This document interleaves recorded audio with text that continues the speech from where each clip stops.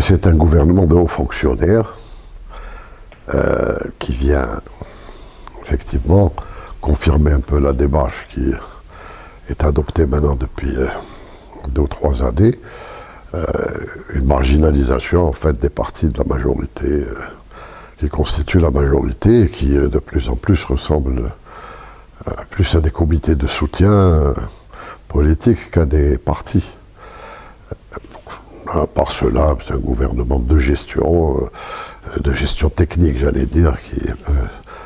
l'équivalent de ces gouvernements que l'on met en place entre 2 élections et qui sont chargés des affaires courantes. Le problème, c'est que, si vous voulez, on reste toujours en attente des réformes politiques et économiques dont le pays a réellement besoin et que nous souhaitons voir se mettre en place dans des conditions justement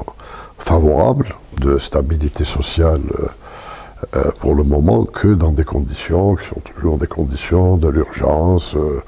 comme nous l'avons vu dans le passé.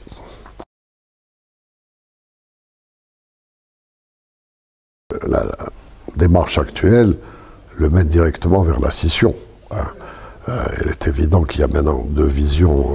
totalement opposées de ce que doit être ce FLN, une tendance qui veut donner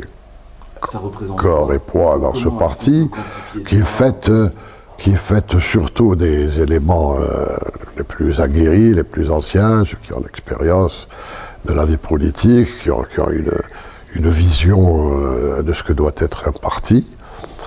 qui représente le corpus même de ce que moi j'appelle le courant national ou le courant nationaliste, et puis une autre partie de militants souvent cooptés récemment, n'ayant aucune affiliation réelle pour ce parti, mais qui font du remplissage et qui sont en train d'investir avec la bienveillance, pour ne pas dire la complicité de l'administration,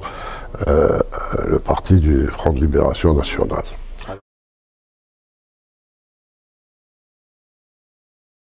Le congrès ne sera pas le congrès de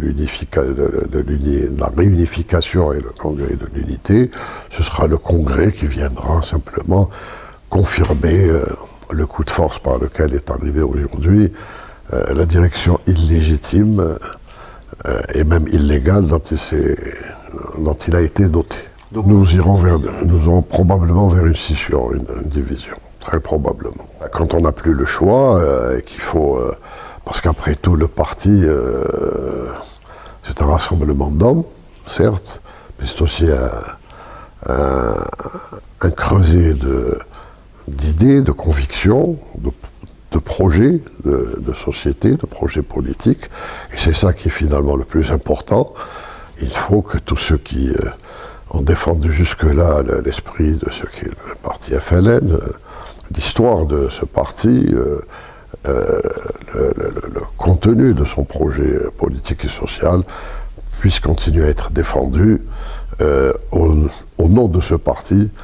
même si ce parti n'est plus ce qu'il a été, même s'il est, et de continuer le combat politique dans ce sens-là. On y réfléchit. On y réfléchit. Ce n'est pas une décision pour le moment, mais je crois que devant la situation, si l'on veut encore, je vous dis, sauver l'esprit FLN au moins, il faudra peut-être l'envisager.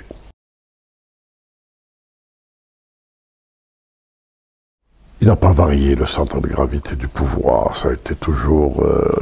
au niveau de nos jonctions d'institutions civiles et militaires. C'est un peu l'héritage du parti unique, du système du parti unique. D'ailleurs, ce